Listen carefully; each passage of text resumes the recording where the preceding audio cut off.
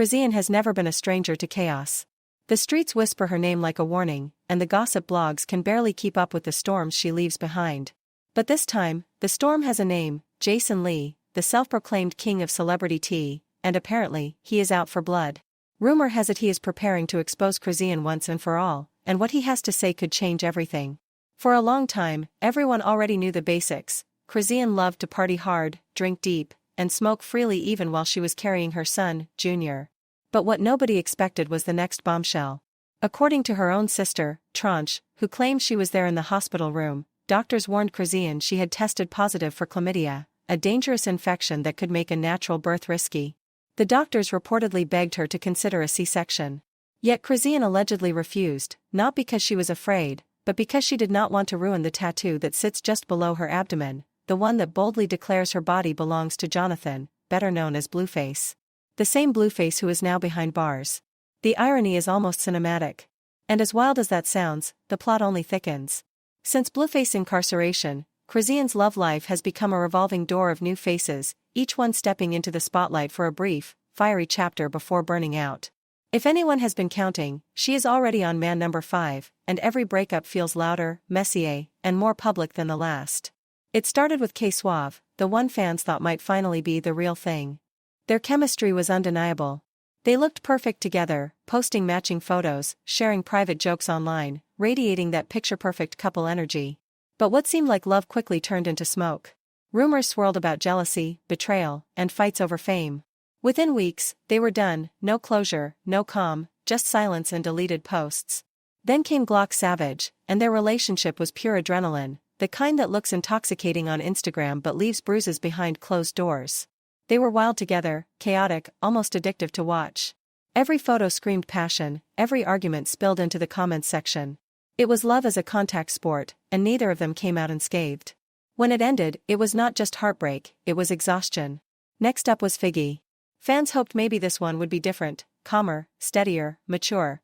For a moment, it seemed that way. Cute date nights, subtle flexes, soft smiles. But then came the betrayal that shook everything. Figgy was caught cheating with his ex, and the internet exploded. Screenshots. Subtweets. Cryptic posts. Everyone had an opinion, and nobody stayed quiet. Chrisean's followers rallied behind her, dragging Figgy through the mud while he tried to justify his mistake. It was digital warfare, and heartbreak was the prize. And then? Bino. For a brief, shining moment, he was the one. They could not keep their hands off each other, their chemistry so electric that fans started to believe in love again. Chrisean was flying across states to see him, showing him off like he was the crown jewel of her chaotic life. Every live stream, every interview, every story radiated love, or at least the performance of it. But fame, like fire, burns fast. Somewhere between the red carpets and late-night fights, the fairy tale cracked. Some say Bino could not handle the spotlight, others whisper that Chrisean's hunger for attention drove him away. Whatever the truth, it ended with cold captions and quiet shade: "I am better off now." Another love story turned cautionary tale. But the internet never sleeps. Barely had the dust settled when a new name appeared: Baby Chief. The discovery came from a short, fleeting clip on Chrisean's page, her hand resting gently on his face, her eyes soft in a way fans had not seen in months. The post vanished within minutes, but the screenshots did not. Within hours, the video was everywhere. Who is Baby Chief? How did he get here? Is this real love or just another headline? The questions flooded timelines like waves crashing on the shore of her already sinking reputation. And that is where we are now, another chapter, another mystery, another man. Every time people think they have seen the full movie, Chrisean adds a new twist. And as the internet watches, one question echoes louder than ever: is this chaos her curse, or her brand? Not much is known about Baby Chief yet, but what is known has already set the internet on fire. The man is fine, distractingly fine. The kind of fine that makes even haters stop scrolling. That sharp jawline, that quiet confidence, he has the kind of presence that walks into a room and changes the air. And honestly, for once, people could not even drag Chrisean for this one. They said, "Girl, we get it." But while fans were drooling over his photos, the skeptics were already loading their tweets. Because if there is one thing the internet has learned about Chrisean, it is that her love stories burn bright, and then explode. Some people are already joking that Baby Chief will get tired of waking up next to drama, or worse, waking up to Blueface's face trending every other week when Chrisean's name starts making noise again. See, the thing about Chrisean is that when she falls hard. There is no halfway. No caution. She dives headfirst, heart first, with no life jacket in sight. Every relationship becomes her world, and every man becomes her new identity. With Suave, she mirrored his slang in music. With Figgy, she adopted his style. With Bino, she repped his crew like it was her own family. And now, with Baby Chief, she is doing it again. Word on the street is that she got her nails done with the number 33, Baby Chief's signature, his crew's code. To outsiders, it looks like loyalty. But to those who have been watching this cycle, it looks like another warning sign. Another chapter in the pattern of a woman who keeps giving pieces of herself away until there is nothing left to protect. And here is where it gets even deeper. Multiple sources claim Baby Chief has been traveling with her during the filming of the new Baddies season. He is everywhere she goes. Backstage. On set. Escorting her during breaks like a shadow that never leaves. The fans are calling it ride or die energy. But critics are whispering something darker, the signs of fast attachment and hidden control that always surface in her love stories. Still, the internet loves a fantasy. The chemistry between them is undeniable. The tension, the stolen glances, the public affection, it is intoxicating. Everyone wants to believe that maybe this time she found the one. That maybe Baby Chief is the calm in her chaos. The redemption arc she has been fighting for. But beneath that dreamy surface, something feels familiar. Too familiar. The same pacing, the same obsession, the same emotional freefall disguised as love. And deep down, people are bracing themselves for déjà vu. But before diving too deep into her newest romance, we have to pause, because there is something getting buried under all this viral noise. Something bigger. Junior. Her son. The one person who has been part of this story from the very beginning. Every time Chrisean trends for a new man or a new meltdown, his name fades further into the background. And that silence says more than words ever could. There was a time when Junior was her anchor. She used to post about him with pride, showing the world the softer side of Chrisean, the mother, the nurturer, the woman fighting to do better. But somewhere between the flashing lights, the reality TV drama, and the endless cycles of love and loss, that focus slipped away. Now, it feels like the fame feeds on her pain, and her peace keeps shrinking by the day. People close to her whisper that she is running on fumes, emotionally, mentally, spiritually. That she is chasing something she cannot quite name, validation, love, safety. She keeps searching for it in the faces of men who cannot give her what she is missing. And that is what makes her story so tragically human. Because Chrisean's life has become the perfect reflection of our generation's love story. Fast. Public. Performative. The highs are broadcast for likes, and the heartbreaks are dissected in comment sections. It is a dangerous loop: fall in love, go viral, break up, repeat. And each time, she tries to rebuild herself in front of millions of people who are not watching to understand, they are watching to judge. So maybe Baby Chief is different. Or maybe he is just another episode in a show that never ends. He has that street edge, that protector energy that makes Chrisean feel safe, for now. But safety built on intensity never lasts. The line between passion and possession blurs fast. And when that line fades, love turns into war. Chrisean has always loved loudly, fought fiercely, and lost painfully. She is the kind of woman who sets fire to her world for the chance to feel alive again. And maybe that is why people cannot stop watching, because deep down, every headline, every heartbreak, every tear she sheds online, is not just her story. It is the story of what happens when love becomes content. Still, for all the chaos, for all the broken hearts and public tears, you cannot deny one thing about her: her resilience. Every time the world counts her out, she comes back. Every time someone tries to bury her name, she rises louder, brasher, more unapologetic than before. It is like heartbreak is her crucible. Every betrayal, every downfall, every viral breakdown just melts her down and remolds her into something even stronger. There is something almost tragic but deeply admirable about that. Because despite everything, the noise, the judgment, the cameras waiting for her to slip, she refuses to go numb. She refuses to stop believing in love. Every time she starts over, there is still hope in her eyes. Hope that the next person might finally see her, really see her, not as the scandal, not as the meme, but as the girl underneath the glitter and the pain. The one who just wants peace, connection, something real. People mock her online, call her names, dissect her choices like they are entertainment, but what they do not realize is that her story is their reflection. Who among us has not loved the wrong person? Who has not ignored a red flag because the feeling was too strong to let go? Who has not given too much of themselves just to feel chosen for a moment? Her life plays out in extremes, yes, but it is the same emotional story we all live, just magnified under a spotlight. So now, as she walks hand in hand with Baby Chief, cameras flashing, timelines refreshing, the world watches again.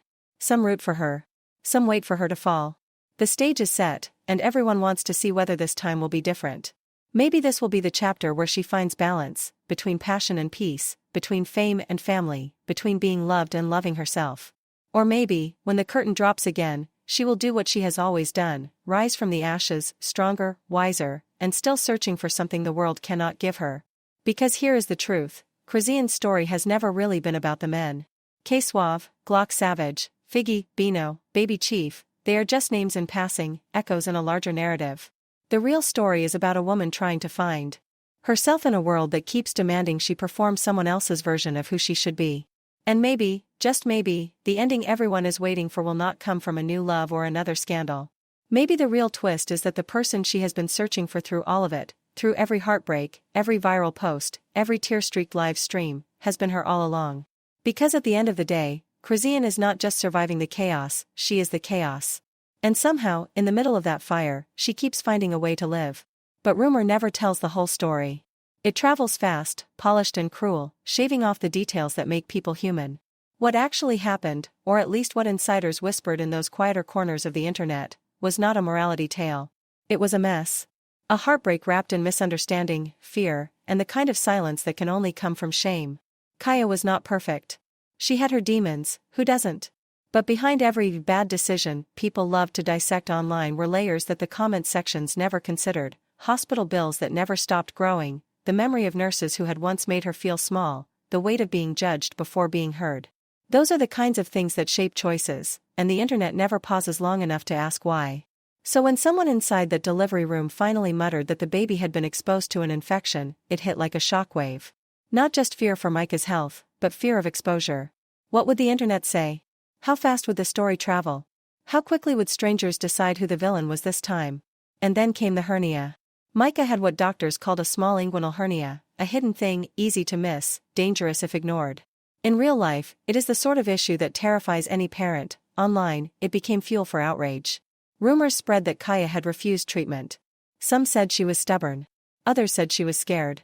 A few, quieter voices said she was traumatized by hospitals after the cold indifference of a previous visit. But nuance does not trend. Outrage does. Strangers typed furious paragraphs between sips of coffee. How could she, they asked, as if they were part of her life. They called her unfit, heartless, unworthy, not knowing the nights she sat awake with Micah, listening to his uneven breathing, trying to calm the tremors in her own chest. The world did not see that part. It never does. Then came Jace Lee, that name always dripped with theatrics. On again, off again, sometimes a lover, sometimes a savior, and always, somehow, a performer. When the scandal reached its peak, Jace stepped into the spotlight like he had been waiting for his cue. He went live, he posted captions filled with righteous anger, and the internet ate it up. To some, he was a hero standing up for a child. To others, he was opportunism in human form, a man who turned someone else's pain into his platform. Either way, it worked. His followers doubled overnight. Meanwhile, Kaya, ever defiant, ever glittering, posted as if nothing could touch her. New man, new look, new job. She appeared on the set of a glossy show about strong women who do not apologize, all contour and confidence, a walking billboard of reinvention. Her feed sparkled with late-night parties, confessions typed under club lights, and the kind of laughter that sounds too loud to be real. The internet watched in fascination. They said she was spiraling. They said she was thriving. No one could agree, but everyone kept watching. And while they argued, her defenders began to emerge. Small accounts, quiet voices, threading compassion through the chaos. They said the outrage wasn't about Micah at all, it was about punishing a woman who refused to conform. They said the internet loves to moralize mothers, especially the ones who dare to be messy and visible. They said the same people preaching child safety were just chasing the thrill of condemnation. And maybe they were right. Because in the DMs and deleted comments, the truth had a softer edge. Friends who knew Kaya told a different story, one of exhaustion and fear. They described nights when she'd sit by Micah's crib, tracing the curve of his tiny hand, whispering apologies into the dark. She wasn't the villain the headlines wanted. She wasn't the saint her defenders painted either. She was just a woman caught between two fires, her own mistakes and the internet's hunger for punishment. But the public wanted a clean narrative, not a complicated human being. So they built one. Kaya became the negligent mother. Micah became the symbol of innocence and consequence. And Jace, the self-proclaimed truth-teller, became the avenger. Every photo, every clip, every smile became evidence for someone's side. A picture of Kaya laughing at a premiere was proof that she didn't care. A photo of Micah smiling at a family gathering became proof that she did. The same images used as weapons by both armies. That is how modern morality plays out, on timelines, in pixels, through captions pretending to be truth. And when actual medical professionals tried to intervene, tried to slow the wildfire with facts, it only made things worse. Infections like these can be silent, they said. Access to care is complicated. But the internet does not want context, it wants closure. The more facts appeared, the more vicious the takes became. People twisted medical terms into insults, statistics into proof that Kaya was the architect of her own downfall. The nuance died somewhere between a repost and a quote tweet. And through it all, little Micah, the center of the storm, kept growing. Oblivious, innocent, beautiful.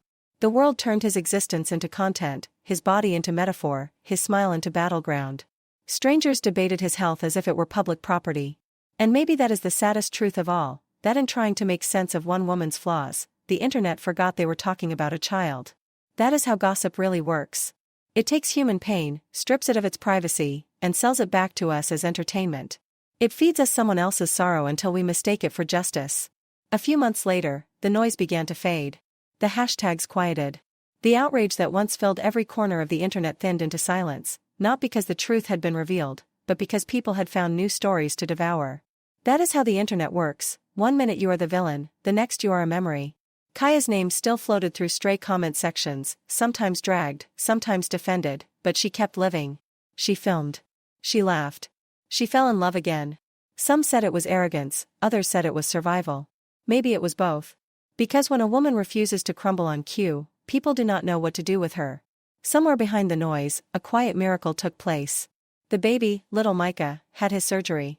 The hernia was repaired. He healed. He grew. He giggled again. And just like that, the storm that once painted him as a tragedy dissolved into the endless scroll of new distractions. The world had moved on. That is the cruelty of virality, it burns hot, fast, and forgets the ashes it leaves behind. Kaya was left to rebuild her life in the quiet aftermath, surrounded not by fans or enemies, but by the ordinary tasks of being alive, feeding, cleaning, mothering, trying. The internet went searching for its next outrage, leaving her to pick up the pieces that outrage always breaks. Over time, even her harshest critics softened. A few deleted their old posts, embarrassed by their own certainty. Others doubled down, unwilling to admit that maybe they had enjoyed the spectacle a little too much. But life, indifferent to commentary, went on. Micah learned to walk. Kaya learned to breathe again. And Jace, ever the opportunist, kept posting cryptic captions about accountability and justice, milking the last drops of attention from a story that no longer belonged to him. And then, one day, Kaya posted one final picture, no filters, no designer lights, no viral bait. Just her and Micah, asleep. His tiny cheek pressed against her collarbone, her arm curved around him in a quiet surrender. The caption was simple, "We're tired. But we're okay." That photo did what months of arguing could not. It reminded people, if only for a moment, that behind every headline, every trending scandal, every viral moral war,